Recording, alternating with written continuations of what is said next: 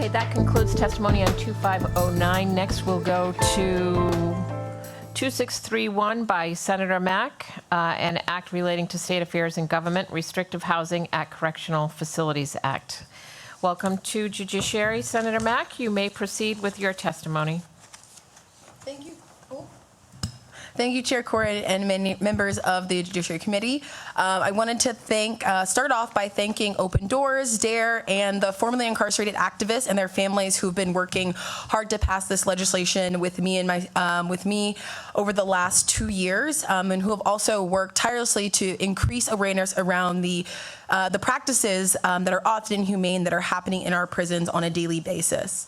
Last year, I had the opportunity to visit the high security maximum and medium facilities at the ACI, and I hope many more of my colleagues have the chance to visit soon now that we're out of the most devastating parts of the pandemic, because I firmly believe that if people saw the treatment that happens in our prisons on a daily basis, and how our state runs, and looks closely what is happening at the ACI with compassion and humanity and dedication, we can come up with a better solution how we can rehabilitate some folks who, yes, have committed crimes, but who at the end of the day are still Rhode Islanders. Solitary confinement is not the answer, and it has to stop.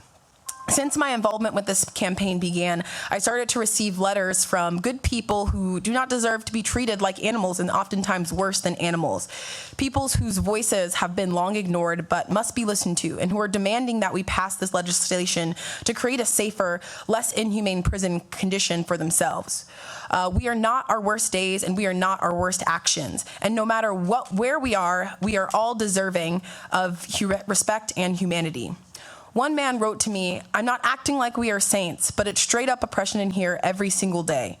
Another wrote, "Restrictive housing causes paranoia, delusions, lack of impulse control. Docile people become violent, and violent people become docile. Sensory deprivation, the lights on all night, it stays on all night. But it's an excuse to torture us. Mental and medical health is nil. We are treated worse than animals." You will hear some fear from people who are going to come from a place of fear, but we cannot let that fear prevent us from doing what is statistically, medically, and socially proven to be the right thing and ending excessive use of solitary confinement.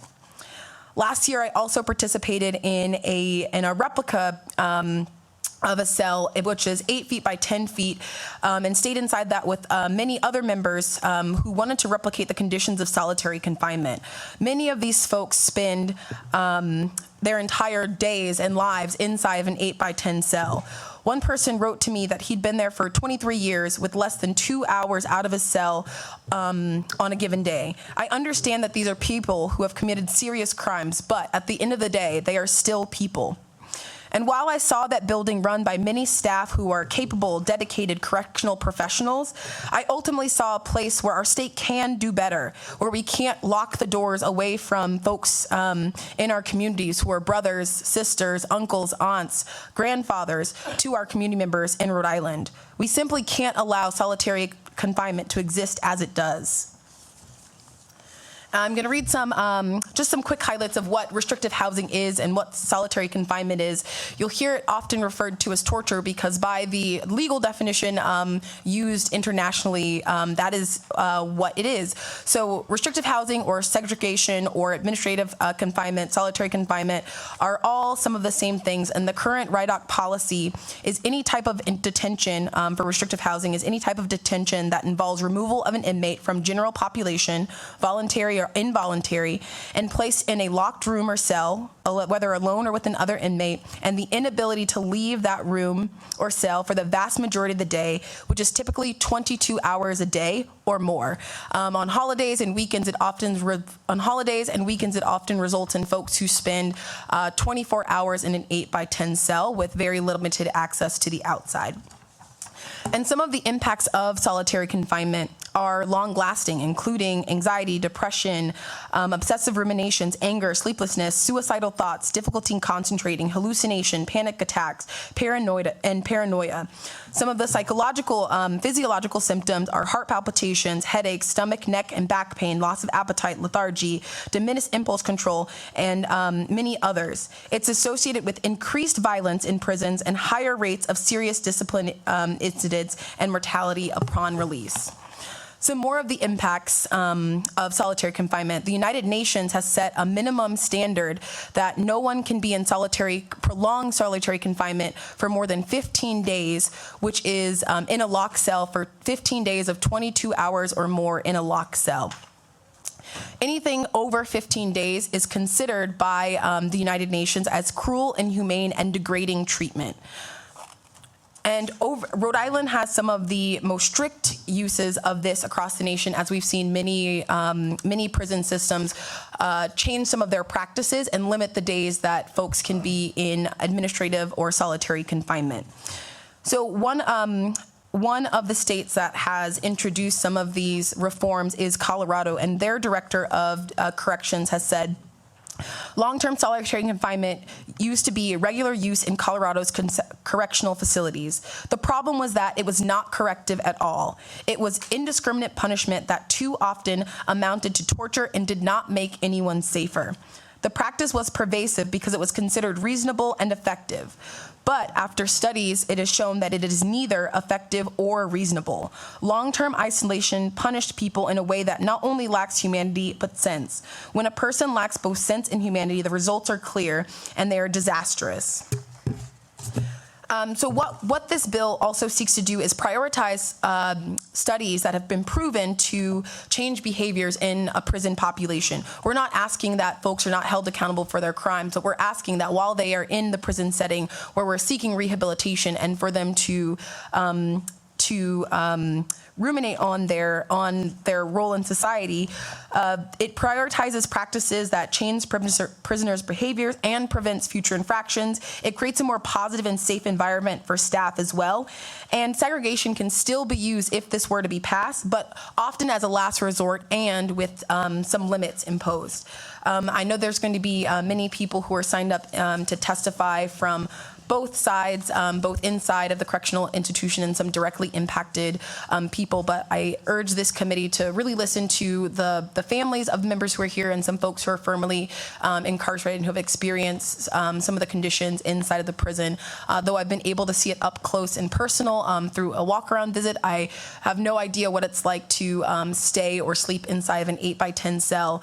And while our prisons are a reality for how we treat crime and punishment, I think that we should also be focusing on rehabilitation, and one of the methods that we can do to make sure that all of our Rhode Islanders who do eventually leave the ACI are treated with humanity and respect while they are there. Thank you. Thank you for your testimony. Any questions for the sponsor? Seeing none at this time, thank you. Thank you. Okay, we'll begin the public testimony portion. Just a reminder, you have less than 5 minutes. If you don't finish your statement, you may include written statement and give that over to the clerk. First up will be Patricia Coyne-Fag, Nick Horton, and Lynn Corey. I'm actually hoping for me to speak in Nick's spot, if that's all right. Jonathan Cohen and later. Are you speaking, Nick? You're up next if you want to speak. Oh, I want to speak. Yeah. Yes, then you can approach the table, please. Okay. And do we have Lynn Corey? Yes. Oh, yes. Okay, thank you. I'm sorry.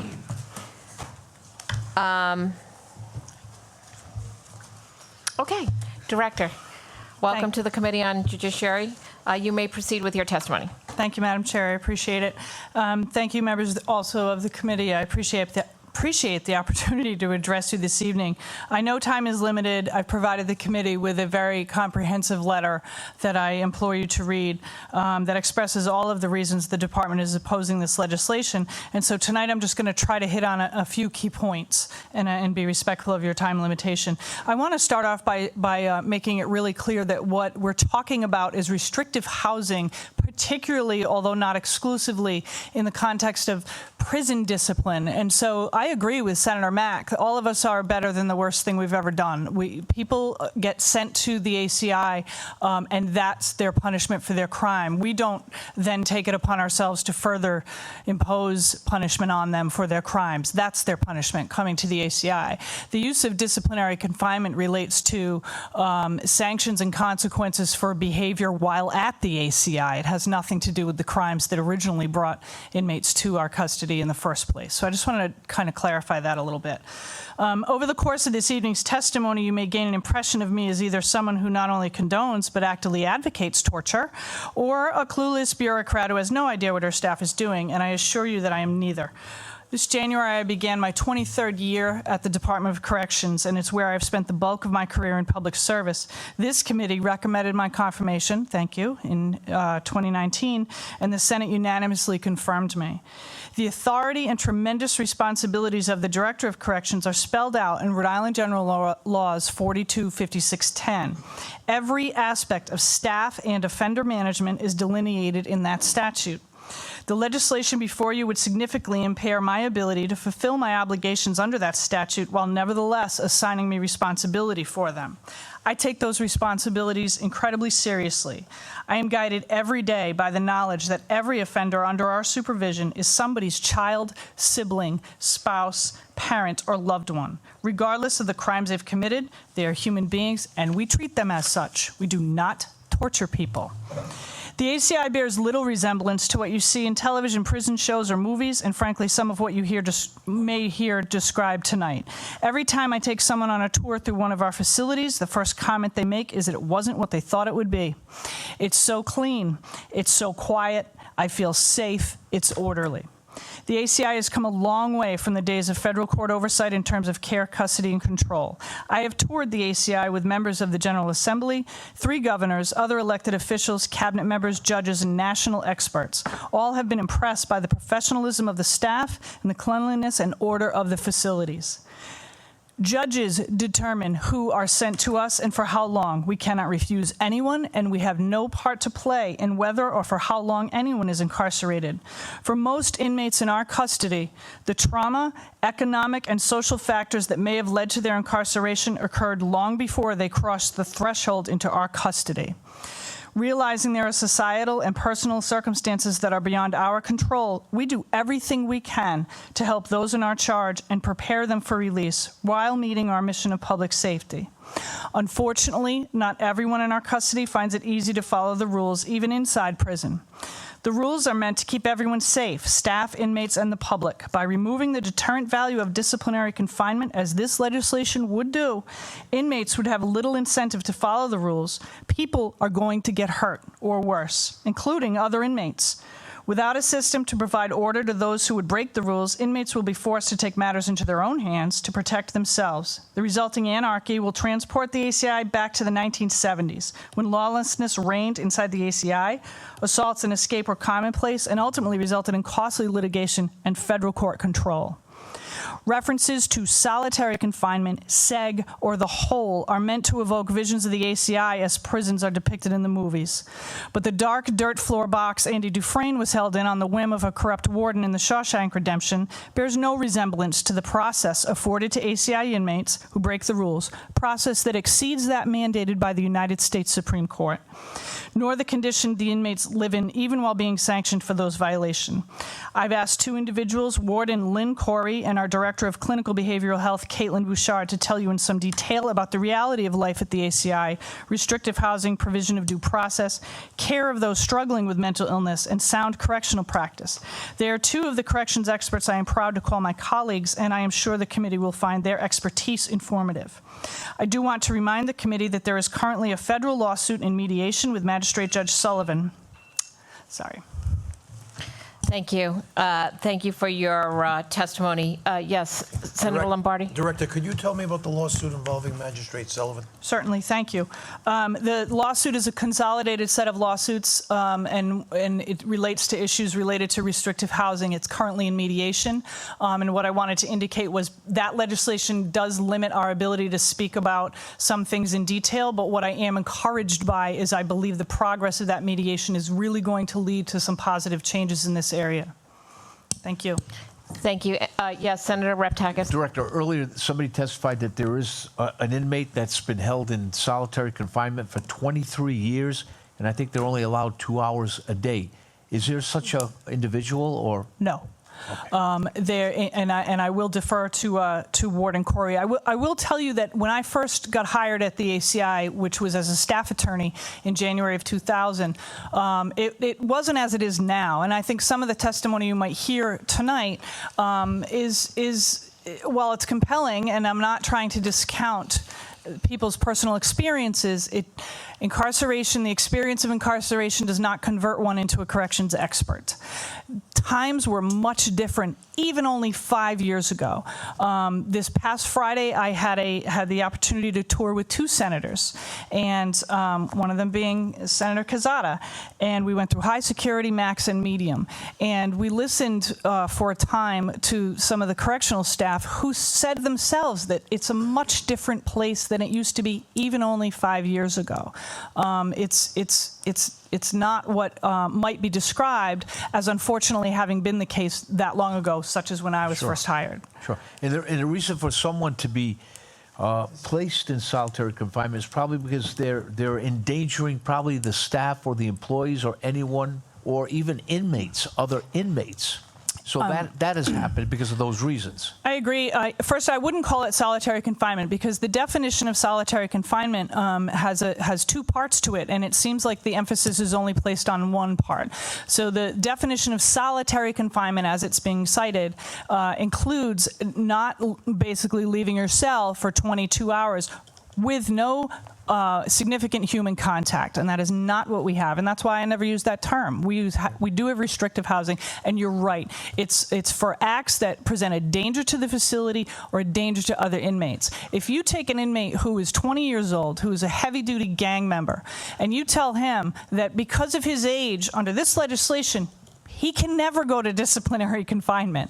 It's totally worth it for him to do what he has to do to a rival gang member. Similarly, someone over 55. And we've had over 55 inmates who are incredibly violent, one of whom recently, in 2019, stabbed a correctional officer at maximum security. This is the man that murdered Donald Price, the correctional officer in the 70s for whom the prison was named.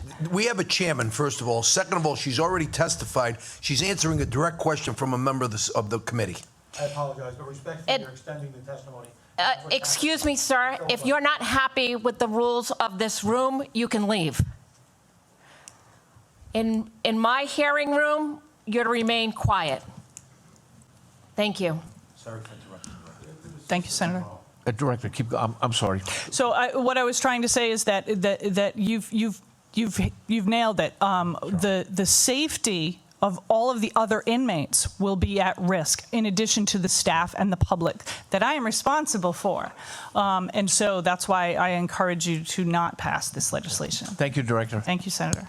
Any other questions of the director? Seeing none, thank you for your testimony. Thank you.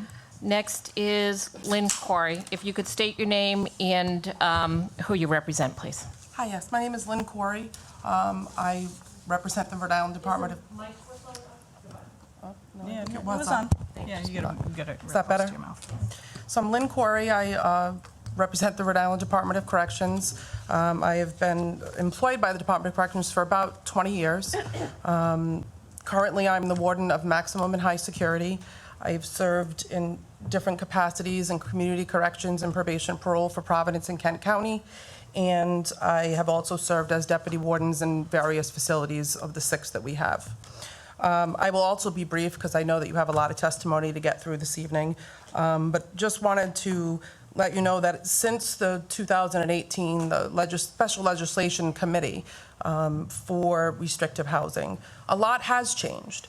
And there are things that we can still improve upon, as the director has talked about, but there are also things that are much different than they were previous to 5 years ago.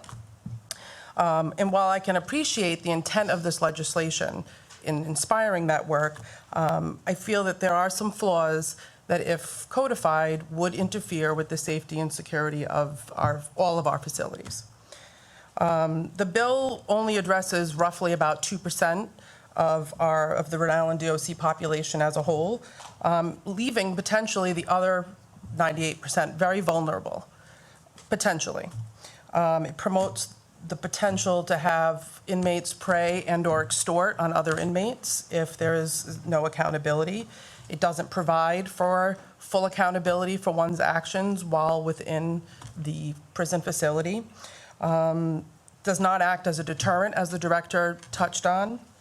And it doesn't provide the needed separation that we often need to ensure that safety of staff and other inmates. Undoubtedly, the legislation, if passed, would force me as a facility administrator to do a few things that could not be great. It would either require us to overclassify, which means you would put an inmate into a higher level of security than is necessary to create that separation to ensure the safety, or it would force an administrator to separate the building to keep that safety, which would then reduce the privileges for all. Reduce recreation, reduce programming, reduced religious services, because of the need to make sure that the inmates are kept separated. I have stated previously, and the director loosely touched on it, there are processes in place that, again, we have improved upon over time, but there are options for reductions in disciplinary sanctions that are given. There's an automatic 90-day review by policy. An offender can write to an administrator to ask for that reduction. Members of the staff, uniform and non-uniform, can advocate on behalf of an inmate that they may see in disciplinary confinement that might not be doing well, so that we could either reduce it or put in other sanctions in place, such as anger management, or force them to address some of the issues that might have gotten them there. So I just wanted to make sure that perception was kind of debunked, or at least made clear. And we've talked about this before, but I think because we are still evolving and we're handling a lot of different things, some part of this legislation will hinder our efforts moving forward to be able to make the place safe for everyone, including staff, which, I have an obligation to staff, to the other inmates, or all inmates in our care, to make sure that it is a safe, orderly operation. And I also have the obligation to make sure that the assistance is given to those who need it.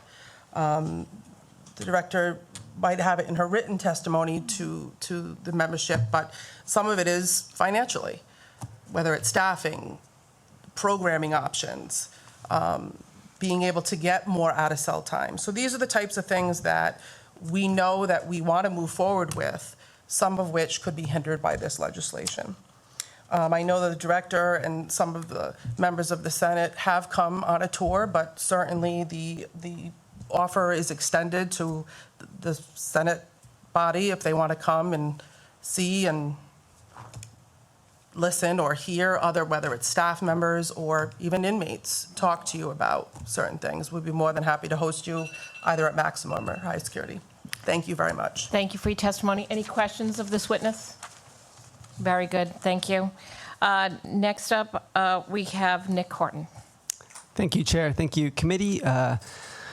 I am the co-executive director of Open Doors, which is also a member of the Stop Torture Rhode Island Coalition. We've submitted a letter from our coalition, which is signed by a large number of organizations, including the Rhode Island State Council of Churches, the Barrington Interfaith Partnership, the Jewish Alliance of Rhode Island, the Latino Policy Alliance, the Mental Health Advocate, the Rhode Island Catholic Conference, the Center for Justice, the Commission on Human Rights, and many other organizations. It's also been signed by Roberta Richmond, the former assistant director of the Department of Corrections. A couple short responses to the previous testimony. First, the term solitary confinement. We believe that if someone is held in a cell by themselves for 23 hours a day or more, as is often done on weekends, with barely any other human contact, that qualifies as solitary confinement. I would leave it up to you to determine, according to your moral compass, what phrase you use. The statistic, not 2%, only 2% of the Department of the ACI population is affected is a misleading statistic. I think it refers only to the total number of people in segregation at one point. Obviously, people cycle through. From my experience, most people go to segregation at some point. So it affects, I would say, the majority of the population. I don't have specific statistics on how many people go to segregation for 10, 20 days at some point, but it's a lot. In terms of the effects of this piece of legislation, this legislation does not state that someone cannot be put in segregation past 15 days. There is a response, certainly, for someone that commits some very serious infraction. There are some concrete numbers, though. 15 days is the maximum in one stretch to be held with only 2 hours out of cell time. Past 15 days, they could be still held in some form of segregation, and a lot of other correctional departments use a variety of solutions to allow someone out of cell for a longer period of time and still keep the facility safe. It limits it to 15 days and then 15 days off. And then if someone does another infraction, they could be put back in for another 15 days. So we believe that this is a moderate approach that takes into account many of the solutions that other jurisdictions have used. It was mentioned that a lot of improvements have been made since the commission in 2017, and I wanted to just read briefly from the Liberty versus the DOC case, which I believe was brought in 2018. During 2019, defendants held Miss Liberty in solitary confinement in the disciplinary confinement unit where women are housed for both rule violations and psychiatric observations. Miss Liberty engaged in serious self-injurious behavior, including multiple suicide attempts. Exacerbating her mental health problems, defendants have sprayed Miss Liberty with pepper spray as a result of these self-injurious behaviors. Defendants ordered that she be placed in leg shackles and belly chains, as well as a restraint chair, and that pepper spray be used to address self-harm behaviors. She has been hospitalized after attempting suicide and then returned to the solitary confinement unit. Defendants punished Miss Liberty with solitary confinement for attempting suicide. And I believe Miss Liberty is being represented by the Rhode Island Disability Rights Organization because of her disabilities. So maybe improvements have occurred, but I don't think that is a testament to great improvement. The cost of these improvements has been mentioned. And I know that in the commission in 2017, the Department of Corrections also made that statement that they would need more money to make some of these improvements. I think it's important to note that the Department of Corrections budget has increased drastically since then. Since 2015, it's increased by 42% per person, adjusted for inflation, which means on a per person basis in terms of the total number of people they're treating. Obviously, the total budget has increased. We know inflation, budgets go up, things like that. But in terms of the total number of people, it's 42% increase. Thank you for your testimony. Any questions by committee members? Seeing none, thank you all for your testimony. Thank you. Next up will be Haley McKee, Richard Peruccio, and Brandon Robinson. Welcome to the committee. Just a reminder, you have less than 5 minutes for your testimony. We'll begin with Haley McKee, please. Good evening, Chair Coyne and honorable members of the committee. My name is Haley McKee. I am the lobbyist for the Stop Solitary RI Coalition. I am here tonight in strong support of this bill. I'm going to touch on a couple of different points in 5 minutes or less. I am a person who was formerly incarcerated myself. I did my drug detox in one of these cells prior to them having medication-assisted recovery treatment for opioid use disorder. And I did a small stint because they just threw me into a box, and that was the way of dealing with it at that time. And I still remember the screaming that I heard from the other women who were surrounding me. And since I've gotten home, I get phone calls pretty regularly from people behind the walls, and I'm not even sure how they find my phone number. I'm glad that they do, but they do.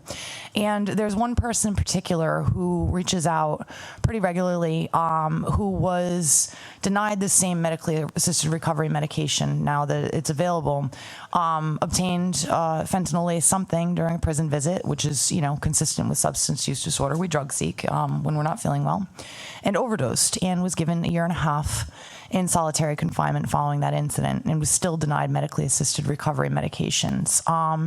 And this person was recently released back into general population, and what that looked like for this person was very difficult. He was having a hard time because there were no walls, and there's no walls in Men's Max. It's all bars. He was overstimulated, too many people, noises, lights, sounds, and all of the sorts. So the last time we took a snapshot of the racial disparities within that building, it was 47% Black and 27% Latinx at that time. $215,000 a year per person who is incarcerated to these conditions. And, through this coalition, I've worked with a number of people who have recently been released straight from the street from these conditions. So 4 years in solitary confinement, right straight to the street. And, spoiler alert, it did not work out well for that person. They did not do well in general society after not having that buffer. So, I would really just encourage this committee to take a strong look. Oh, and another thing about these prison visits, I also got a call recently from somebody behind the walls. I didn't ask about the prison visits, but they let me know that one of their also fellow incarcerated person over at the High Side building was offered commissary in exchange for saying the right things when all of these tours go through. So there's a couple of select people in that building, and the reason that they take the commissary in exchange for saying the right thing is because they explained, I simply haven't had coffee in months, and I wanted a cup of coffee. So I just strongly encourage you, if any of you are going through those toys, we're not talking about the gardening program in the minimum building or a koi pond that they're looking to build somewhere else on these campuses. We're talking about the sheer isolation that goes on all weekend, locked in from Friday afternoon through Monday, unless there's a holiday, and then it's Tuesday. And then a dog kennel for a yard for less than an hour a day. So my experience in my 5 days there, however long I was there, no one came to check on me. There was no shower. I remember a book cart randomly came by. I'm still not sure why that happened. Food's right under a slot. No human contact. And from my experience and what I've observed, it's just people dealing with mental illness who are just put in a box. And that's just no way to treat human beings. So I really would appreciate your support for this bill, and I thank you for your time. I'm happy to take any questions. Thank you for your testimony. Any questions of this witness? Seeing none at this time, thank you. Richard Fruccio, welcome. Good evening, Madam Chairman. Chairwoman, I should say. Sorry. Members of the committee. My name is Richard Ferruccio. I'm the president of the Rhode Island Brotherhood of Correctional Officers. I am honored to be able to speak to you today about this very important piece of legislation. I'm also a correctional officer with almost 38 years' experience at the Department of Corrections. And my testimony today will be based on my years of experience as a correctional officer and will be brief. This legislation before you is extremely dangerous, and we believe strongly will jeopardize the safety and the security of the inmates at the Department of Corrections and the correctional line staff, most of whom I represent. Of the 1,000 bills submitted up for discussion this session, this bill, in my opinion, is the most dangerous. This legislation would significantly alter the discipline process at the Rhode Island Department of Corrections. And so you understand the discipline process is very similar to the criminal laws of the state of Rhode Island. This legislation would reduce the penalty for violations of the Department of Corrections discipline policy. It also states that that no member of a vulnerable population shall be placed in disciplinary confinement. What they're calling a vulnerable population is, and it would set anyone under the age of 22 over the age of 55, they would basically get a get out of jail card. They couldn't go to segregation or disciplinary confinement, as it's termed. Imagine in the Rhode Island communities if that we didn't hold those under 22 or over the age of 55 accountable for breaking the law. We'd have chaos, and that's what we'd have with the ACI.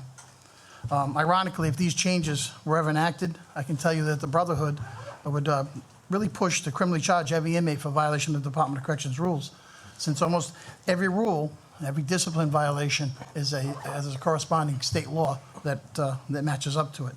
Stealing, threatening, possession of illegal drugs, assault.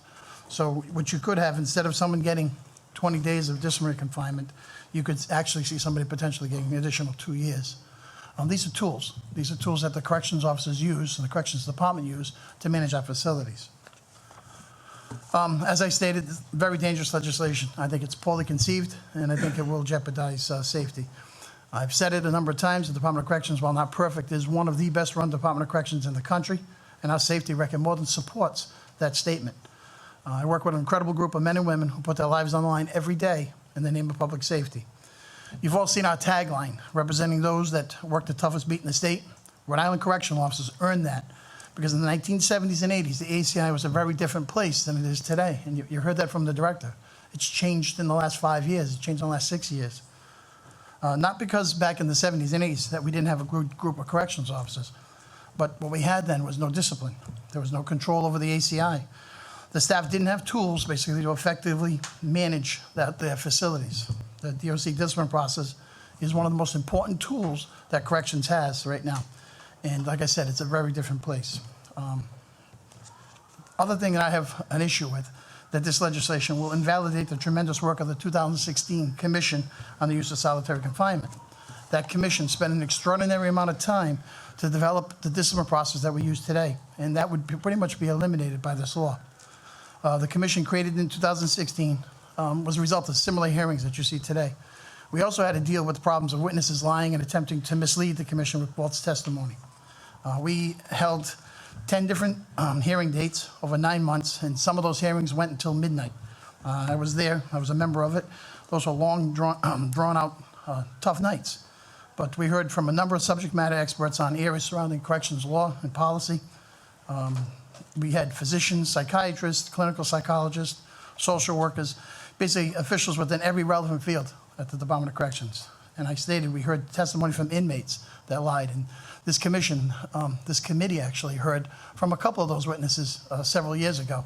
One of them, Jose Davila-Mosa. I spell it out in the paperwork that I presented. I won't get into it now, but if you get an opportunity, please take a look at it. I also provided this committee with some facts regarding the criminal history of some of the inmates that testified in the House Finance hearing. A number of people came in, thought it was appropriate to testify at the House Finance hearing about the solitary confinement bill.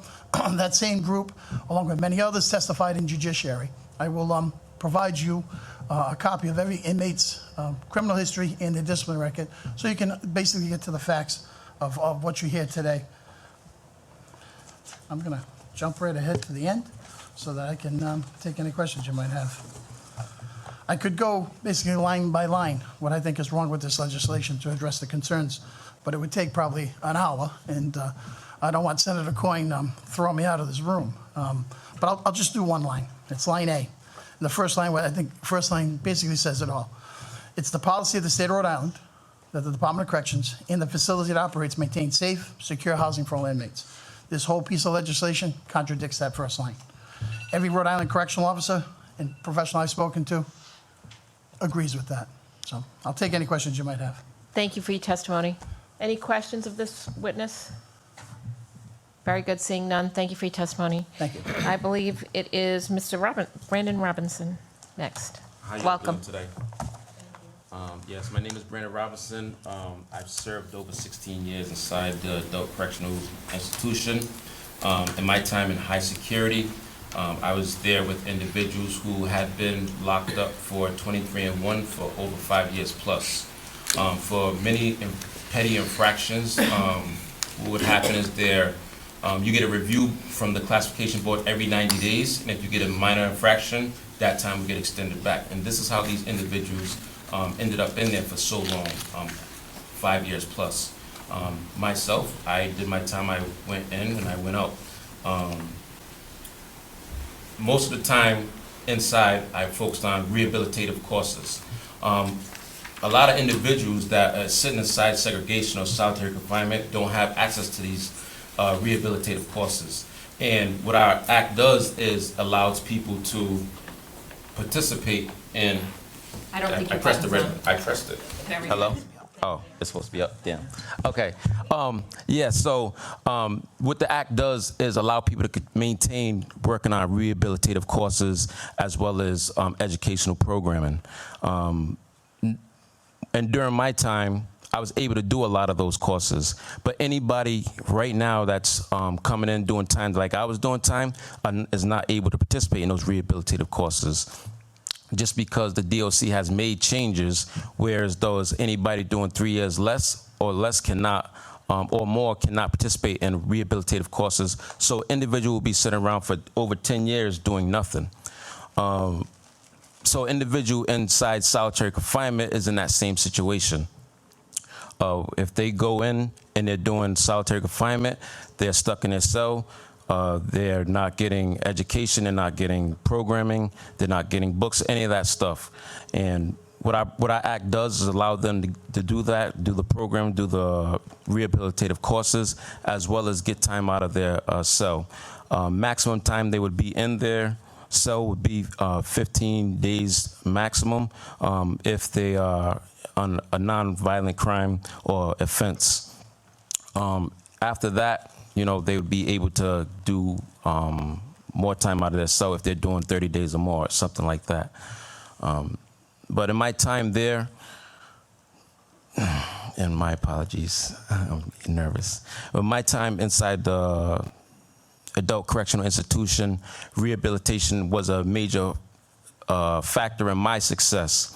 And right now, an individual going back into the community that has been sitting inside solitary confinement for over 5 years is not a person that you want going back into your community. That person has a higher chance of recidivating and coming back into the prison system, as well as making somebody out in the community a victim. If the DOC focuses more on rehabilitative courses, and even when somebody's in solitary confinement allows them to participate in their rehabilitative courses, that individual is an individual that you would prefer to be let out into your community versus somebody sitting inside looking at 4 walls for 5 years doing 23-1.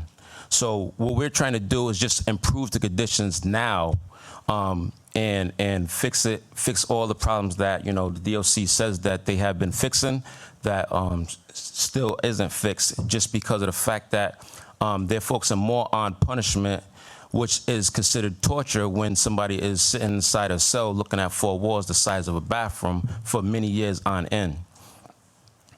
What we want to do is focus more on that rehabilitative courses, give people fair treatment, and not have them just sitting in the cell for all that time, or give them some time out of their cell, and, you know, focus on them being a better person that's going to be coming into our communities. Thank you for your testimony. Any questions for this witness? Seeing none, thank you all for your testimony this evening. Next up will be Alexandra Bailey, Caitlin Bouchard, and Joe Benton.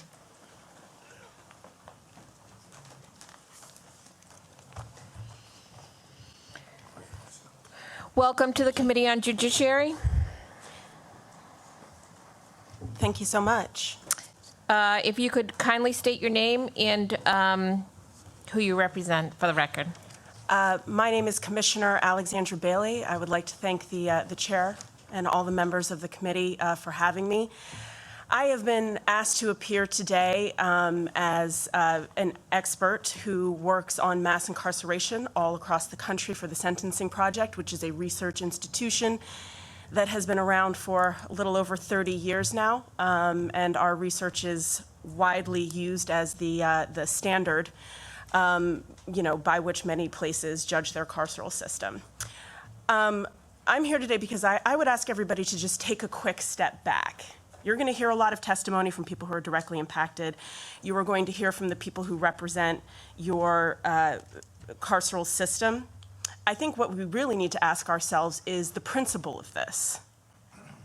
Just because you have a hammer doesn't make it the appropriate tool. And just because we have relied on something for generations doesn't mean that that is necessarily the principled path forward. So I would ask everybody here, in something that is used disproportionately against Black and brown people, disproportionately against people with mental illness, disproportionately against LGBTQ and trans individuals, is this something in principle that you want in your state? Now, I've visited solitary confinement all across the country, and I can give you a little bit of a background of the company that you keep when you decide that solitary confinement is appropriate for your state.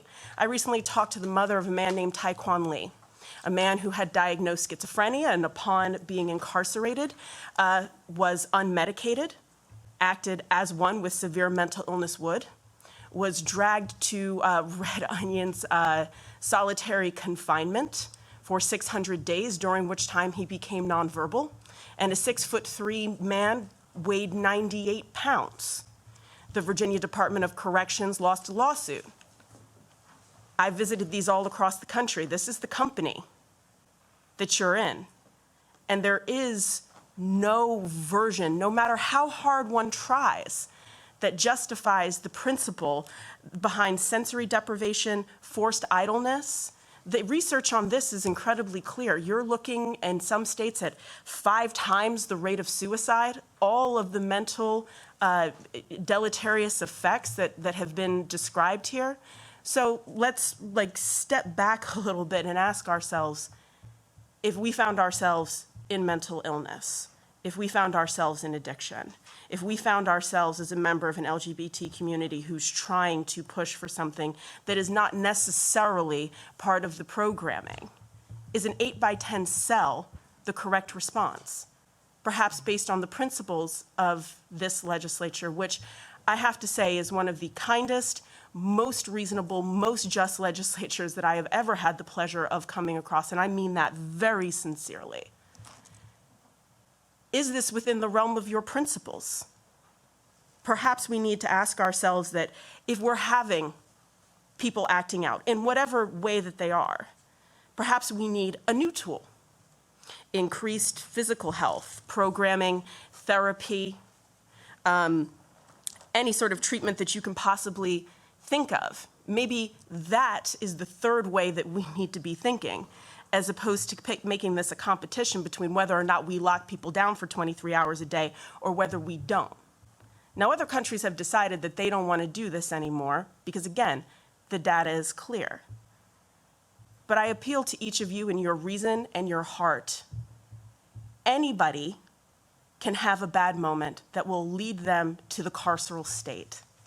And I've seen it happen unjustly and justly. So when you're dealing with these issues, no matter how hard people try to make things as best as possible, is this even the tool we should be discussing as a way to manage what I'm sure are very legitimate concerns? I would argue no. The data would argue no. The suicide rates in other states would argue no. The treatment of people with mental health disorders would argue no. I dealt with a trans person who got their face slammed into the pavement the other day in Maryland. So whether or not your system does these types of things, you're leaving the option for these types of things to happen. For everyone that I have had the pleasure to meet here, that strikes me as completely different than what I imagine you believe in and represent. Thank you. Thank you for your testimony. Any questions of this witness? Seeing none, the next witness at the table. If you'd like to go, Caitlin, sure. If you could state your name and who you represent. If you want to pull that microphone close to you, you can. Okay. Perfect. I just always get nervous if it's on or not. Is it on? It's on. Yes. Thank you. Okay. Thank you, Madam Chair and honorable members of the Senate Judiciary Committee. My name is Caitlin Bouchard. I'm the acting clinical director of the Rhode Island Department of Corrections. I've spent now more than 15 years in correctional mental health care. I started out as a provider of community provider of substance abuse and mental health services.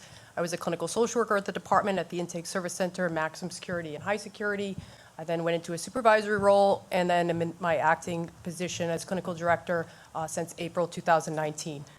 One of the primary focuses of my entire career has been on correctional mental health care and ensuring that the patients at the Department of Corrections receive the highest standard of care of mental health care. Our qualified mental health professionals provide services 7 days a week, and we have first and second shift hours with on-call triage services 24 hours a day. We have psychiatric clinics provided in all of the facilities. They occur 6 days a week. We have that through Rhode Island Hospital Department of Psychiatry, and we have 24-hour also on-call psychiatric services for emergencies, which unfortunately are not that uncommon.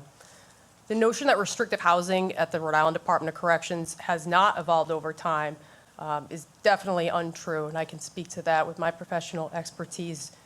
February 2019, we opened what's known as our Residential Treatment Center, which is a treatment-intensive programming unit that houses our severely and persistently mentally ill, or SPMIs, I'll refer to for time, patients.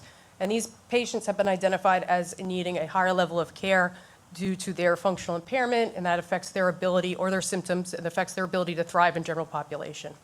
The unit focuses on diverting this SPMI population out of restrictive housing and into a therapeutic treatment setting. Each patient has an individualized treatment plan that includes psychotherapy, evidence-based clinical treatment programming, psychiatric occupational therapy, medication management, and we also manage and observe their progress through a monthly multidisciplinary team meeting that does include security, medical, and of course, mental health.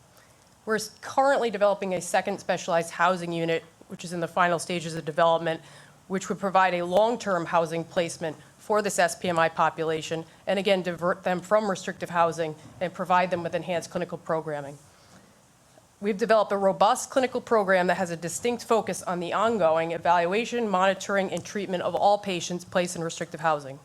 On a daily basis, the clinical treatment team reviews all disciplinary infractions to determine if there are any active symptoms or functional impairment present that could have influenced the behavior or played a role in the infraction.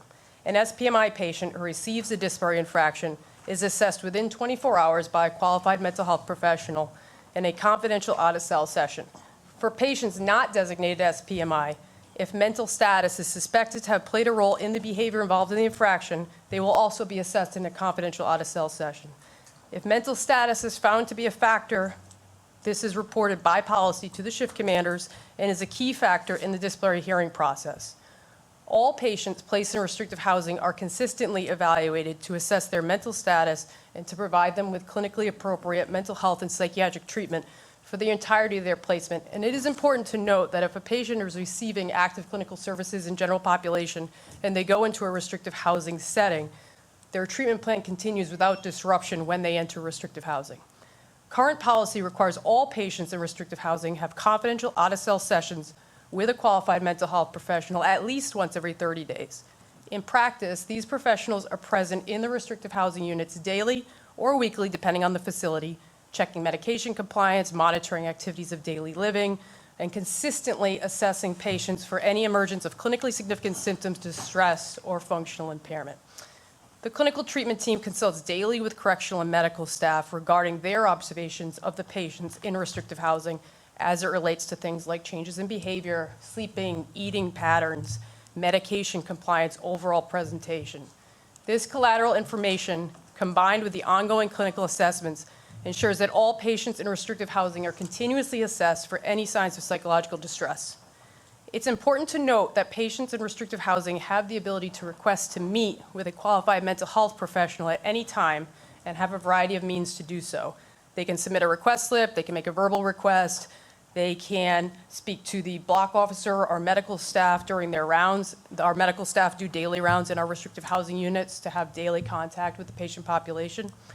And in closing, and in respect of your time, just in summary, that the Department of Corrections' current policies and practices, and I'm done. I tried. Thank you for your testimony. I appreciate it. And what you didn't finish, please submit to the clerk. Any questions of this witness? Okay, very good. Next, I believe it's Joe Benton? Yes, ma'am. Yes. Lawrence Joseph Benton. I am currently a minister at Beloved Tabernacle. Is your button, is it in the up position? Very good. How's that? Very good, thank you. I'm a minister at Beloved Tabernacle.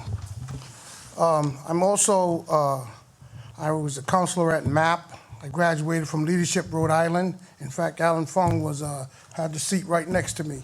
I have a degree in psychology, but my job is the ministry, and I have a street ministry as well as being an impacted person, because I was incarcerated for a substantial period of time and spent time in segregation.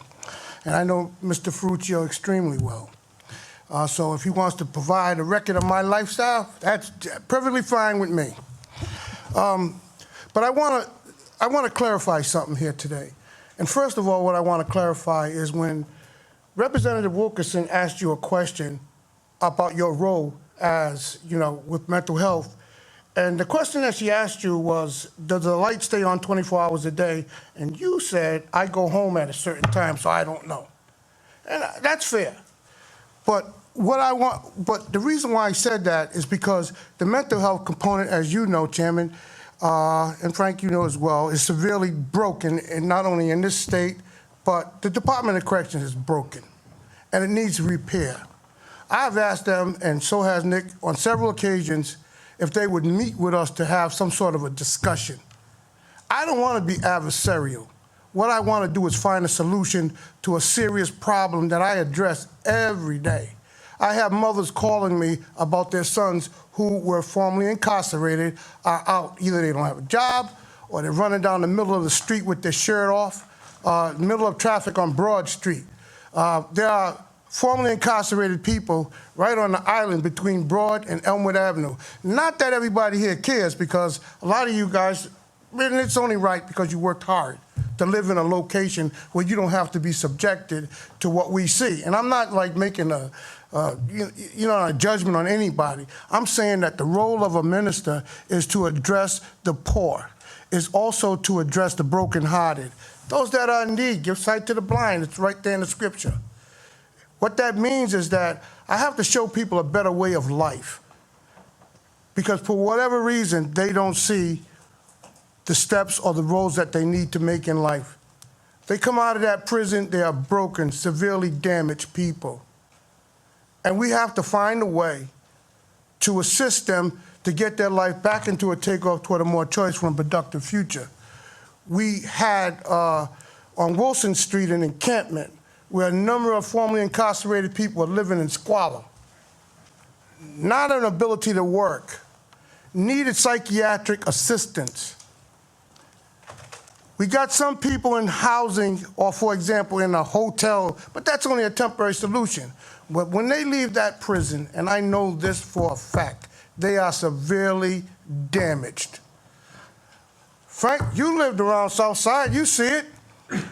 If you go by Dunkin' Donuts or down Broad Street, Raptechs, I don't know when the last time you've been down that way, but you'll see. Excuse me, sir. Yes, ma'am. If you would like to address anybody on the committee, it is Senator.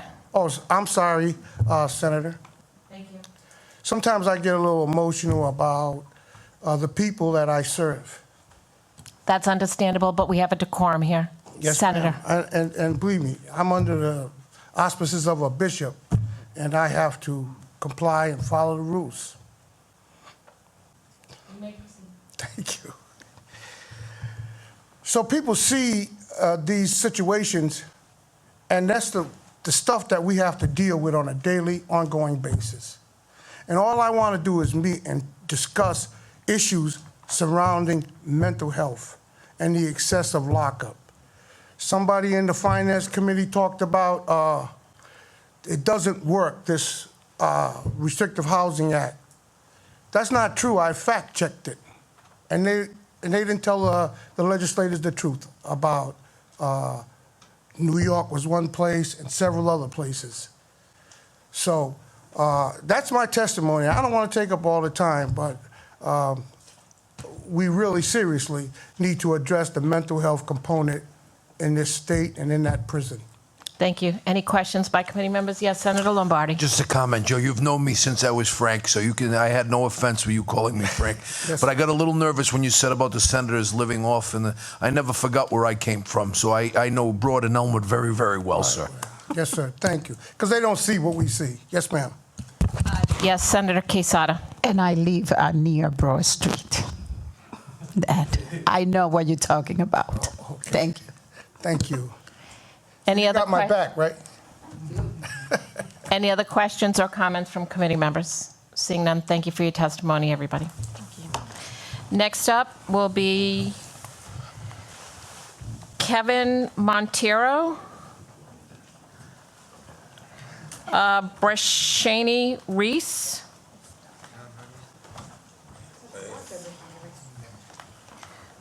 David Mayle. Does that come on up to the table? Again, you have less than 5 minutes for your testimony. If you'd state your name and the organization that you represent, please. We'll begin with, I believe, Kevin Montero. I am Kevin Montero, and I work for RIDOC. Is the button up? Is it up? Yes. It's up now. Testimony, some kind can be circumstantial or can be eyewitness. And my testimony is more of an eyewitness testimony. I am the man that came out of the state of Colorado in which they changed the laws in the ADSEG. I did a 30-year sentence, and I did 7 consecutive years in administrative segregation or restrictive housing. There's levels to what we call torture. We nickname things to try to give comfort to the public. The first level of solitary confinement or restricted housing is you're sleeping in the bathroom. You eat and you relieve yourself all in the same environment. That's number one. Number two, the gatekeepers don't always have the tools to manage and control the game.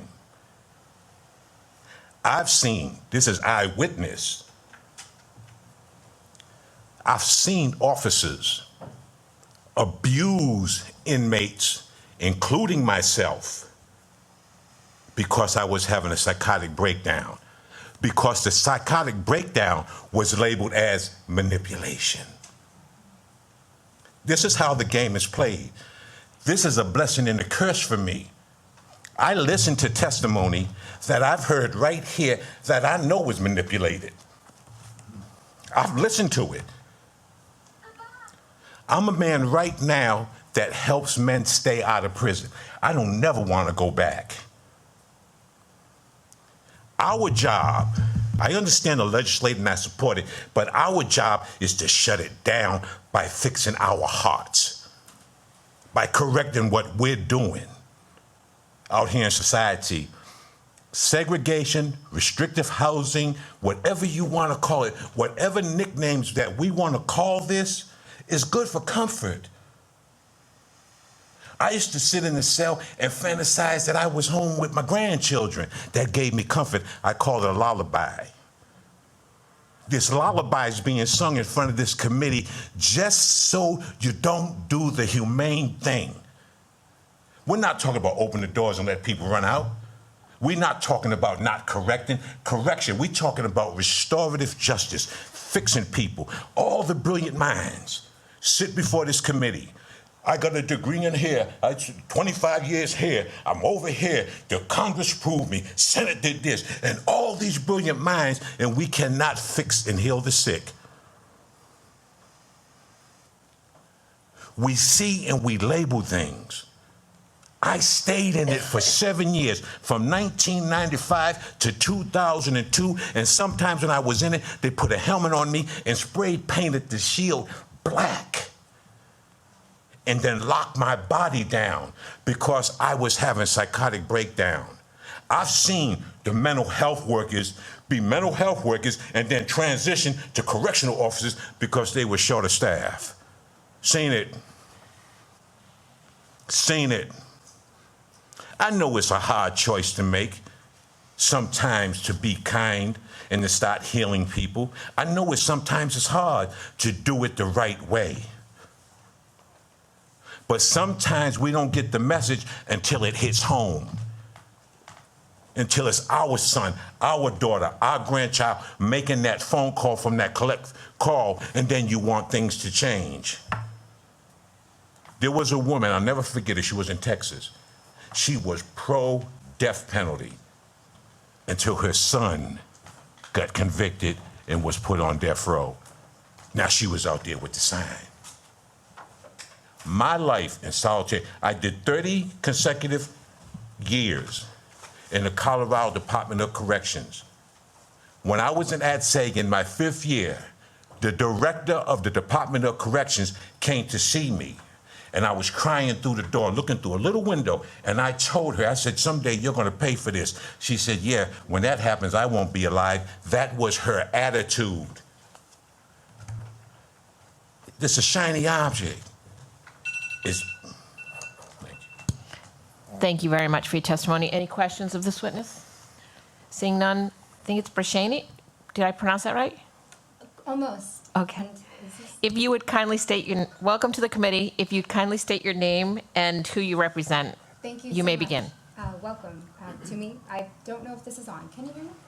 Is the button up? I pressed it, but you're magic. Look at that. Hi, good evening, everyone. My name is Dr. Brashani Reese. I hold a doctorate in forensic psychology, and I'm humbled to be before you tonight to talk a little bit about what has already been touched on somewhat here, the mental health component of solitary confinement, segregation, or whatnot. So most of my clinical training was actually in forensic spaces.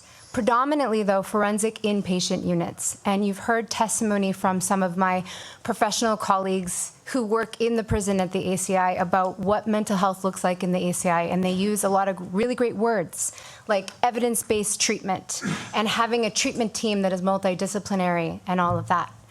I have chosen to not continue my journey as a forensic psychologist working inside the system. And that's because primarily, what really looks good on paper in terms of mental health treatment in those facilities does not actually work in practice. And the number one reason is because they'll talk about confidentiality being allowed for people who are inside the prison, except when there's one thing in question, and that is safety. Mental health clinicians who are in the prison system always, always, always have to defer to that word. Confidentiality must be broken at any point that the clinical staff has evidence that a person is a danger to themselves or others. When a person becomes a danger to themselves or others, and they've been moved to segregation or isolation, we're talking not about individuals, for the most part, who have planned to commit an infraction or break the rules of the prison. We have a lot of research to show that our prisons have actually become de facto mental health hospitals. Depending on the facility, more than 50% at any given time meets criteria from the DSM-5 for a major mental illness. This is what I call circular deterioration.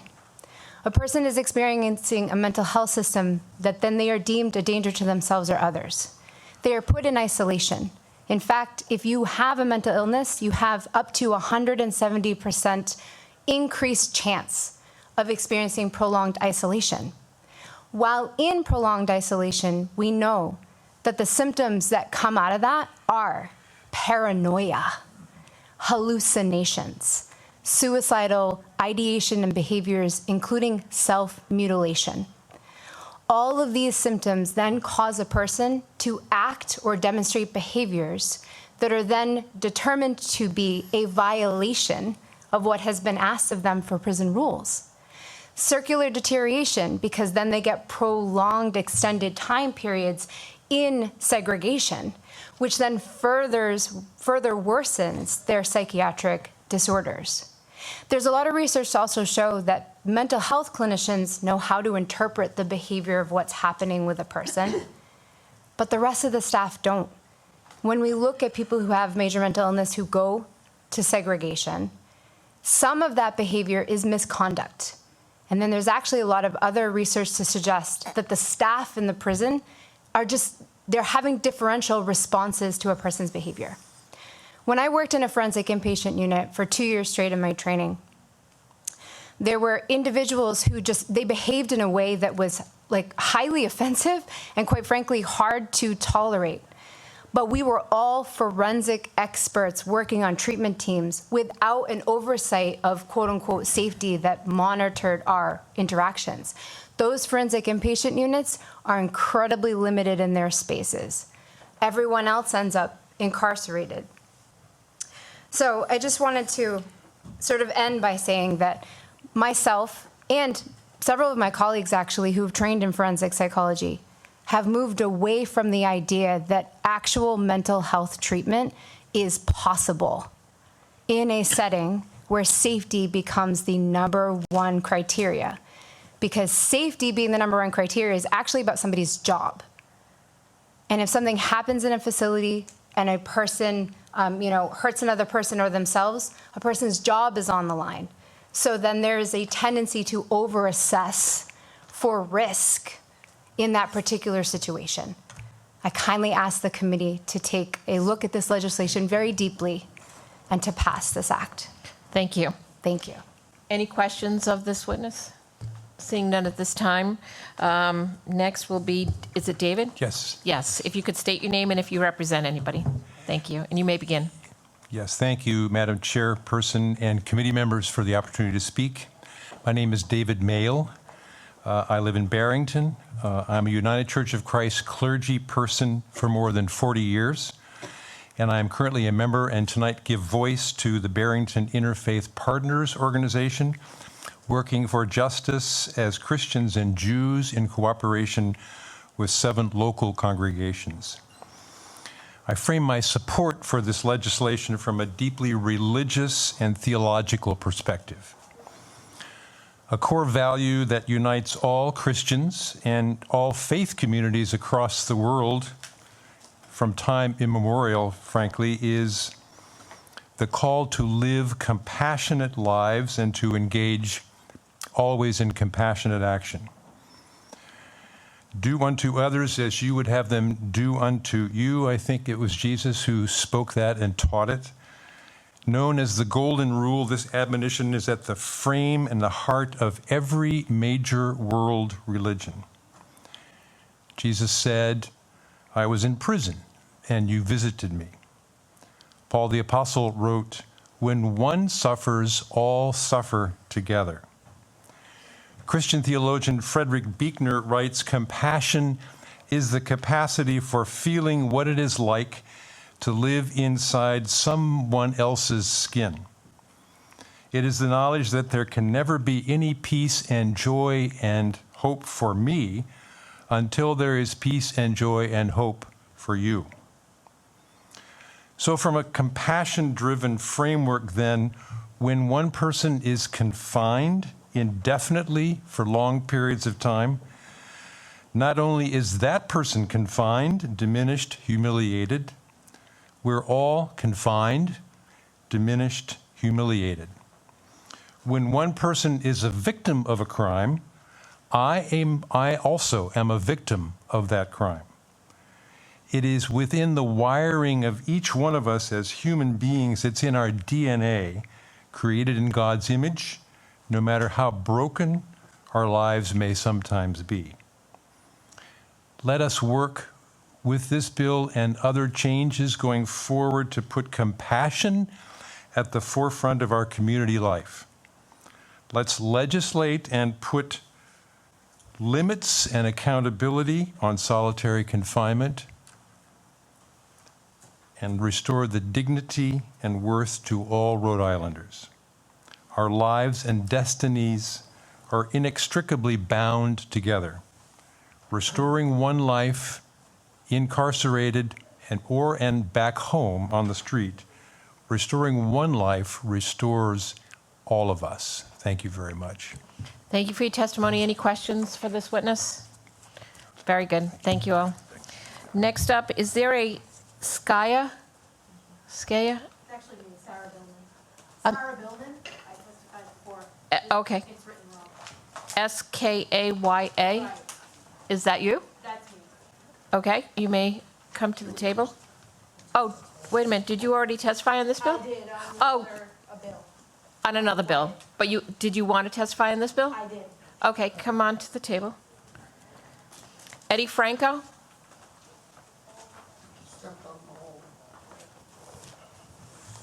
And Pat Ford.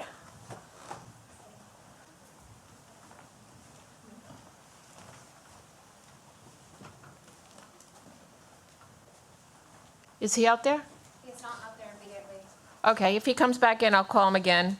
How about Patrick Gaines?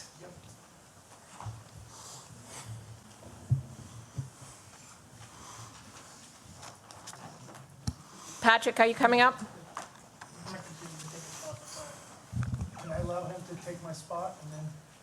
No, whoever I'm calling now, you come up or you don't. Sorry about that, Senator. So are you Patrick Gaines? I am Patrick Gaines. Very good. And we have Pat Ford, and we have Sarah. I'm sorry, what was your name again? Billman, B-I-L-M-A-N. Very good. Okay, we'll begin with you. If you'd like, please, again, for the record, just introduce your name and if you represent anybody. I think you said you represented yourself. And feel free to bring the microphone closer to you. Is the red button up? Very good. You may proceed. Yes. Thank you.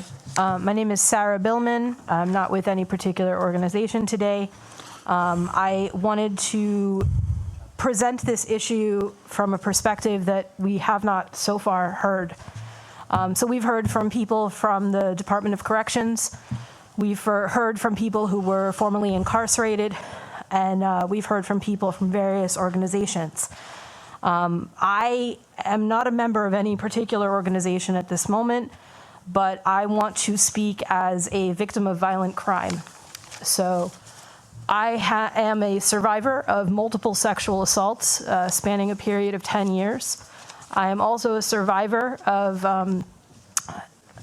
multiple assaults of physical violence, both on the behalf of the police and on behalf of political violence directed at me, some of which actually took place outside of this very state house in the year 2018.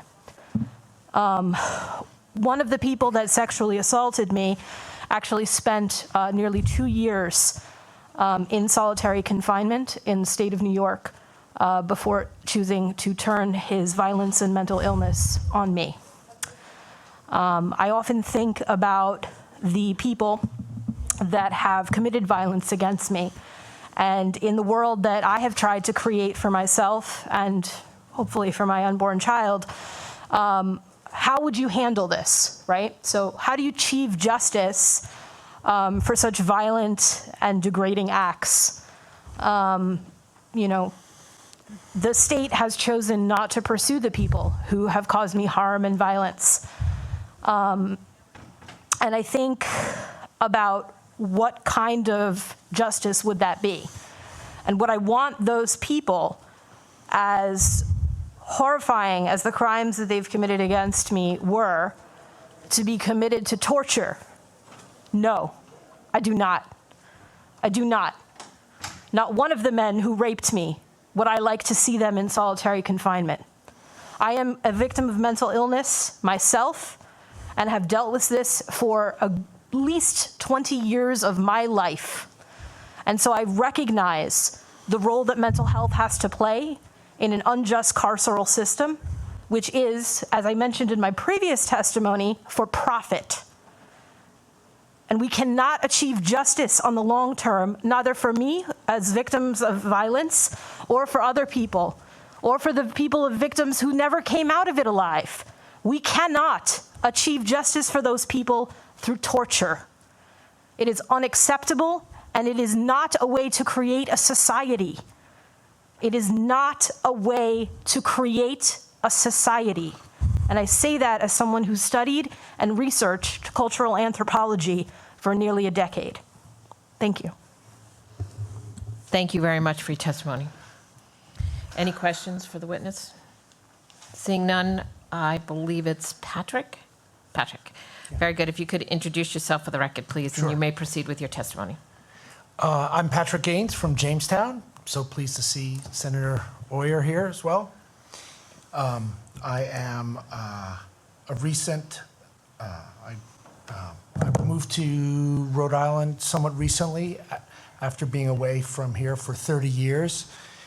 having grown up and gone to school in Rhode Island. Last time I was in this building was during the model legislature over 30 years ago. But I wanted to just make some comments as an individual, not representing any organization, in favor of this legislation, if not in its current form, in a negotiated and hammered out that would meet the needs of the correctional professionals and their constituents, as well as those that are against solitary confinement, like myself. So I look at the mission of the DOC a little differently. As it's the policy of the state of Rhode Island that the Department of Corrections and the facilities it operates maintain safe, secure housing for all inmates. I don't understand how you can maintain a safe facility if you're implementing archaic, medieval forms of control like solitary confinement, regardless of what names you want to provide or label this. It sounds like torture to me, and I'm not sure what the value is of keeping people isolated and deprived of darkness under 24 hours of light and deprived of being outdoors for extended periods of time without any limit. So I'm here to strongly advocate for the Common Sense Restrictive Housing in Correctional Facilities Act, which I believe is Senate Bill 2631. Unrestricted solitary confinement is inappropriate for dogs and animals, let alone for humans entitled to basic dignity and safety while in the care of the state. 90 days review, is that what happens now? They are entitled only to review every 90 days? 24 hours of lights being on, shining in them? I'm not sure what value that has, other than just punishment and not rehabilitation. 1.5 years in solitary confinement, deprived of regular outdoors experiences and contact with humanity. I'm sure there are so many features of this bill that the DOC can implement to reduce the incidence of these archaic and medieval measures of discipline. While I'm not diminishing the challenges faced by correctional officers, I will say that solitary confinement as a first line of disciplinary tactic at least has the appearance of being a ham-handed, unsophisticated, and reactive, not proactive approach to rehabilitation and success in corrections, however that success is defined, whether in reduced recidivism, improved mental health, or improved safety.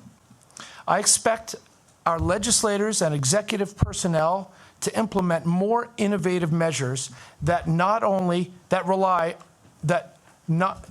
not rely on outdated, age-old, cool hand Luke style tactics proven to be ineffective and highly unsafe, and in fact torture. Renaming solitary confinement restrictive housing or administrative segregation sounds like a whitewash of the damage solitary confinement imparts and makes it sound a little bit like propaganda.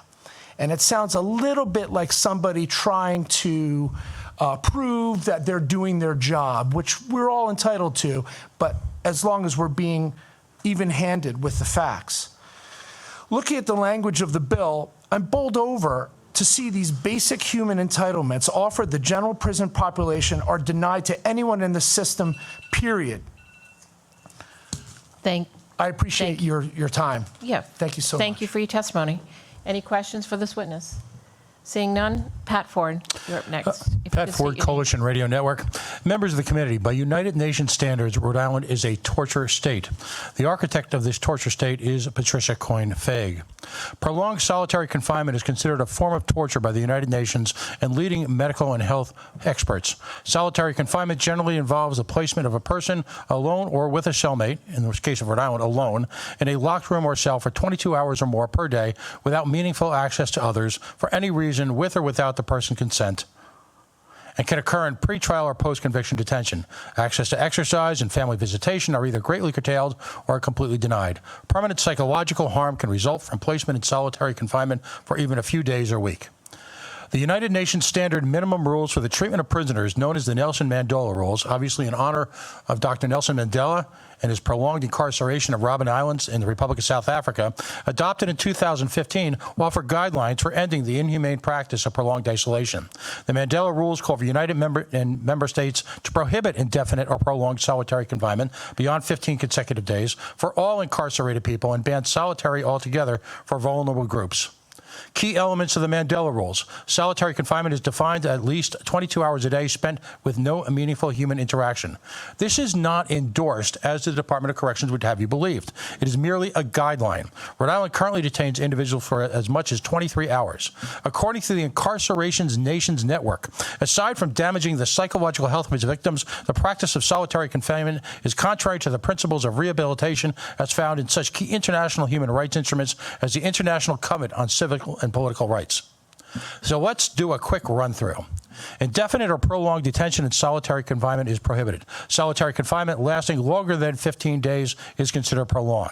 In fact, in a case that alleges numerous constitutional violations by the state of Rhode Island's Department of Correction, attorneys for the Rhode Island Center for Justice and ACLU have filed a federal lawsuit on behalf of Joseph Shepard, who the suit claims, and well documented, spent almost 8 months in solitary confinement at the ACI in retaliation for exercising his First Amendment rights.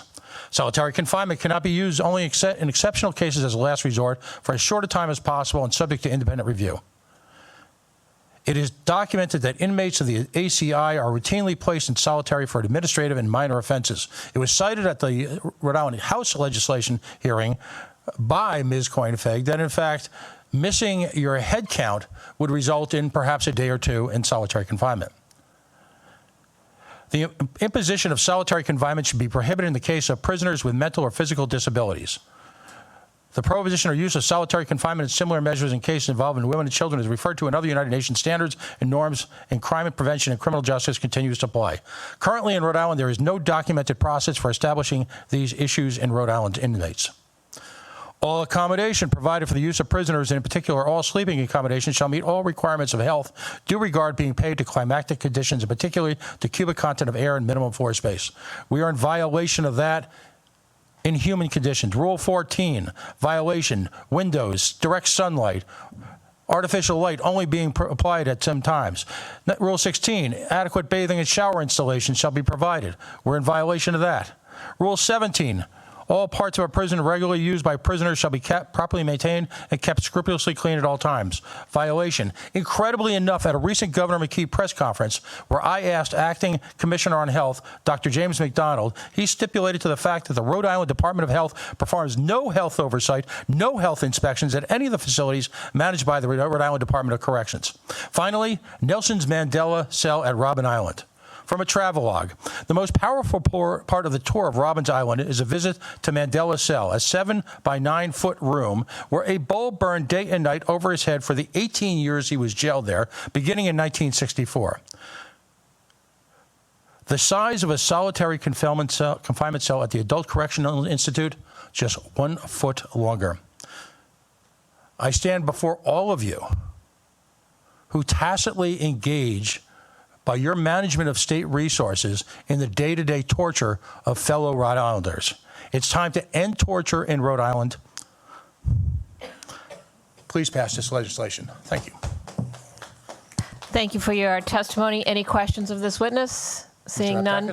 Any questions? We're all set. Thank you. Next up is Jonathan Cohen. Is there Jonathan Cohen? Jordan Goyette. And is there a Jason Asenzo? Yeah, my name's Jair Sinasa. I go by Jair. Very good. You can approach the table, and we'll begin with, is it Jonathan? Very good. If you could state your name and if you represent anyone, that would be great. You may begin.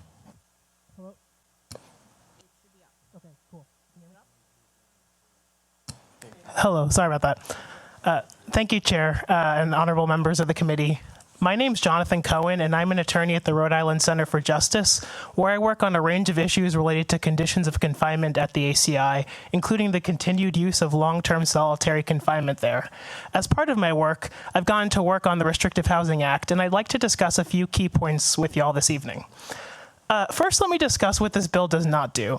This bill does not take away the Department of Corrections' authority to segregate prisoners and discipline prisoners for violating prison rules.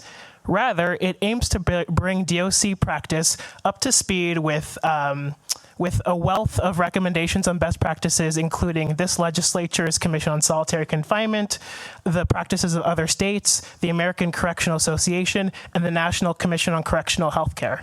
And I'd like to just highlight a specific point on that, which is that as of now, at least 8 other states, including Colorado, Maine, Mississippi, North and South Dakota, Oregon, Virginia, and Washington, have successfully reduced their use of solitary confinement while either reducing violence and discipline or without increasing violence in their prisons. So that's certainly something to think about. So I just want to talk quickly about 4 main points of what this bill does. The first thing that it does is it increases the minimum amount of out-of-cell time for individuals in disciplinary confinement from 1 hour per day, Monday through Friday, to 2 hours per day every day. As you've heard from plenty of people who have testified already, that difference, while small on paper, is massive for individuals incarcerated, particularly folks who have been held in disciplinary confinement for long periods of time. The second thing the bill does is that it limits the amount of time that an individual can be placed in disciplinary confinement for up to 15 days. Currently, an individual can be placed in disciplinary confinement for up to 365 days for violating a single prison rule, and those can be stacked, leading to even longer consecutive terms of solitary confinement. This change follows research that you've already been exposed to, which talks about the significant deleterious mental effects as well as the effects on mortality and violence within prisons that come with the frequent use of long-term solitary confinement. The third thing this bill does is that it increases the amount of out-of-cell time for folks in administrative confinement from 2 hours per day, Monday through Friday, to 4 hours every day. Administrative confinement remains a power that the Department of Corrections has to segregate individuals that they deem a continued threat to the institution. However, those individuals under this legislation would receive greater out-of-cell time, which, as we've pointed out before, we argue would have positive effects on their capacity to exist within the prison and post-release. Finally, this bill increases transparency required by the Department of Corrections when promulgating policies and rules that implement this statute and other policies that affect prisoner life. The Department of Corrections still retains much of its significant discretion in rulemaking, but under this law, they would have to comply with the requirements placed on other agencies of the executive branch. These requirements range, but they generally center on public accountability and transparency, such as posting all of your policies on the Secretary of State's website. But again, not substantially infringing upon DOC's policymaking authority. So overall, this bill presents the opportunity to modernize and humanize our state's carceral practices and to bring Rhode Island in line with evidence-based research and best practices on the administration of our state's prisons. I really appreciate your time this evening. Thank you. Thank you very much. Any questions for this witness? Seeing none, Jordan. Thank you, Madam Chair, members of the committee. Jordan Goyette, Legislative Director of Reclaim RI, and we want to enthusiastically urge the committee to support Senate Bill 2631, which we thank Senator Matt and Rep. Felix as well in the House for fighting this fight together this year. It's certainly a fight worth having, but it really doesn't have to be, because personally, as we see the results that come in from other states, 2019, 12 states alone reform this practice. And the results have been staggering in the positive improvements to prison atmosphere and culture. Their new admissions into solitary confinement plummeted. Fights, other violent incidents, assaults, all steadily declined. General rule infractions as a whole declined. The atmosphere, the temperature level in their facilities calmed and cooled, and the prison became a less harmful place. Segregation, isolation, administrative confinement, whatever they want to dress it up as, it's torture. A while back, we decided that the death penalty in Rhode Island was cruel and unusual punishment. If this is not cruel and unusual punishment under the 8th Amendment, I do not know what is. So also, if we wanted less safer detention facilities and prisons, we would pass this bill. If we wanted lower post-release mortality, we would, because right now we know that over 97% of the ACI population will someday return to general population. And it's easy to, be taken on a tour of the facility and see it, and see the different cells and talk to the staff and such. And I know that's been offered to committee members several times. Several committees have done that. What I think is a different perspective to take is what it would be like to spend 22 hours a day in an isolation cell in that prison, 48 hours on the weekend. And when we look at post-release mortality rates, over a quarter of formerly incarcerated individuals who have experienced solitary confinement inside are dead within 1 year. That's what happened to Khalif Browder after 2 out of 3 years in solitary confinement in the hellish pit of Rikers Island. He hung himself in his mother's home 1 year after his release finally, on a trumped-up charge that took 3 years without trial to get sorted out and achieve his freedom. I'm glad earlier the director talked about, I think, one of the federal class action lawsuits that they're subject to. I'm not sure which one because there are two. Unfortunately, it seems like this department is dragging the state into court every other day. Just recently, they lost another decision before the Supreme Court on that had to do with the Youthful Offenders Act, which you're hearing a similar version of that Senator Quezada is supporting, that this General Assembly concurred and agreed with, that was proposed by the governor, their boss, and are now misinterpreting, blatantly misinterpreting, and keeping men who have been duly paroled under that law from their freedom, and trying, and so far failing, to get those decisions overturned. And so a lot of my testimony on the other cases and the other lawsuits they're currently involved in has been touched upon, and I submitted extensive written testimony on this to complement this. So I'll wrap it up in saying that I appreciated the director saying earlier that when people come to ACI, that's their punishment. They're not supposed to be punished any further. That's not the point of prison. I'm always told it's the point of correcting, of rehabilitating most people so they can rejoin society one day. I know how that's effective when we put people inside of box, an 8 by 10 foot box where I don't think personally I could stretch my arms out all the way. I'm not sure. I know of some people that can't, that say they can't. They have gun infections in those units. I don't believe that the director is some ghoulish dungeon master that wants to torture people every day and enjoys that, or that she's some brainless bureaucrat. We just think this practice is wrong and it needs to be corrected. So again, we strongly urge the committee's passage of S2631. Thank you. Thank you for your testimony. Any questions for this witness? Seeing none. Jay, if you could state your full name for the record and if you represent an organization. Can you hear me? Yes. My name is Jair Sanasan. I go by Jair. I represent the Black Political Action Committee of Rhode Island. It's a political education nonprofit that does a lot of work in Providence and other areas. I have a personal testimony, but I also just wanted to say I brought a letter of support from someone running for mayor known as Brett Smiley to give just a little bit of what he said. He said, thank you for hearing this legislation tonight. I write in support of this bill. The use of restrictive housing in Rhode Island's ACI should be restrained and reformed. Research has emphatically shown that this type of restrictive housing causes psychological effects and increases the risk of serious harm to those who experience it. Nationally, Black and Latino people who are already overrepresented in correctional facilities are further overrepresented in restrictive housing. It's time that Rhode Island have this conversation and make significant reform to this practice and application of restrictive housing in our correctional facilities. So the first thing I want to say here is something I guess that hasn't been said yet, which is that currently the Rhode Island ACI is in violation of the law.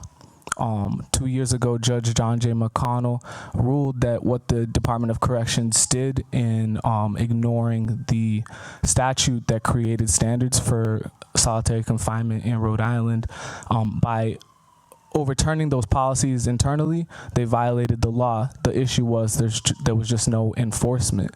What we're here asking you to do is not make a new decision. It is to enforce the laws that were set in the state of Rhode Island addressing Rhode Island practices.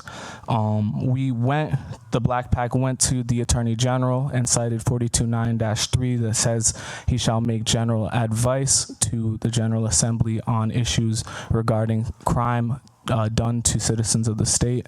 We hope he does so. And I just wanted to state, personally, as a young Cape Verdean, I was raised to have a lot of fear of the criminal justice system. From the day I was, from just being very young, I was taught that I was a target. And many of being 22, I am sort of in the perfect category of person that ends up going into the ACI due to crimes of poverty and or other situations. I grew up without a father as well.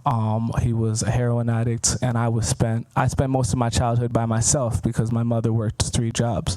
So I was perfectly in the situation to not have the structure to end up in this prison. And many people that I know have ended up there, learning about what it is like to be in solitary confinement and to know that these people were kept. Look at Kenneth Carpenter or Daniel Shepard. Kenneth was kept for 7 years straight in 23-hour confinement. Daniel for 5 years and 9 months in the Rhode Island ACI. These are people that are in my community, and I understand what this has done to them. It's changed them irreparably. I know that if I went into that, I would probably come out a monster, a very, very different person than who I am today. And I wouldn't be ashamed of it because of the fact that I would have gone through something that none of us should ever have to experience. So if you believe in rehabilitating people and not leaving them to become the type of person that sees the world as nothing but something to lash out at and to take advantage of, someone who sees themselves as a burning comet just running around with what time they have in this world because they've been kept locked up for so long. If you can even imagine what it would be like to be in that world, I would urge you to pass this bill. Thank you. Thank you very much for your testimony. Any questions or comments? Thank you all for your testimony this evening. The last person I have on the list is Eddie Franco. I had called him before, but he wasn't. No, he's gone. Okay. And then I had Steve Brown, written only, and I had Rebecca Shea, not speaking, but supported it. Okay, very good. So that'll end the testimony on 2631. The next bill we're going to go to is 2633. Senator, sorry, we thought we had one other woman signed up who's right here. Is it possible? Did you, come on up. Thank you, I apologize. Did you sign up? Yes, I was with Shivani Bashar, and I'm here to read testimony from former warden Roberta Richmond, who is unable to be here today. Well, Okay, come on to the table. What is your name again? Shivani Nashar.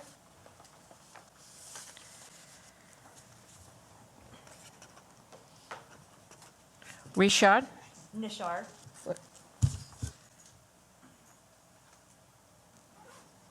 Okay, you have less than 5 minutes for your testimony, and you can submit it in writing if you don't finish your testimony. For the record, please state your name if the button is up, and if you Is it on? represent somebody. Thank you. Perfect. Thank you so much. Thank you for allowing me the time to testify today. My name is Shivani Nashar. I am a mental health researcher in the state of Rhode Island and have been for the past 6 years. And today I'm here to read testimony from Roberta Richmond, who was unable to make it to the testimony today, in support of the Restrictive Housing Act. As many of you know, and to state for the record, Roberta Richmond was the former warden of the women's prison for 10 years, starting in 1991. Her testimony begins, quote, "This bill is important from a human perspective because solitary harms individuals and their families, and also from a public safety perspective because almost every inmate released from prison returns home to our communities. During my tenure, I had both custody and rehabilitation experience and responsibility. As a warden, I had direct responsibility for inmates in segregation every day. As the Assistant Director of Rehabilitative Services, I created as many opportunities I could to assess individual inmates and prepare them for re-entry to the community. I observed and talked with many inmates who had been locked in isolation for extended periods of time. A good deal of research confirms my observations. Inmates subjected to long-term isolation often suffer irreparable harm. They come out angrier. It is important to remember that with the exception of a small number of inmates serving life without parole, all of them will be released back into our communities. A few, unfortunately, are released directly from isolation, directly to the community when their sentence ends. This legislation does not eliminate the use of isolation. It only curtails it and requires adequate treatment and programming. Research indicates that periods of longer than 15 days in isolation results in serious mental health damage. Invisible alternatives to isolation do exist. Therapeutic communities, nonviolence training, and behavioral training are examples of approaches used in some prisons. Some of these programs have been utilized at the ACI with good results. These programs cannot be fully implemented without adequate funding and political will. Segregation units exist in almost all of the ACI facilities, not only the high security unit, and every one of them would benefit from the introduction of therapeutic programming. Isolation should be utilized only for as long as necessary to protect staff and inmates from physical harm. It loses its meaning and becomes tragic when it is extended beyond reasonable periods of time. It is especially painful to vulnerable people. I have known young inmates, mentally ill, emotionally unstable, and many female offenders who have been deeply affected by isolation. Being isolated from human contact would affect any one of us. I trust that you will give serious consideration to the legislation you have before you. I believe it presents some real opportunity to correct a system that, while it does the best it can with the resource allotted to it, fails to truly accomplish its mission. Thank you for your time. Thank you very much. Senator Lombardi? It's just a little unconventional to have someone read someone else's testimony. So if you'd be so kind as to submit the written testimony to us so that we can see it with her signature on it. Absolutely. If you don't mind, thank you. I believe she has already submitted it and also wanted some of it to be read today. Okay, thank you. Thank you. Thank you. Any other questions? Seeing none at this time, that concludes testimony.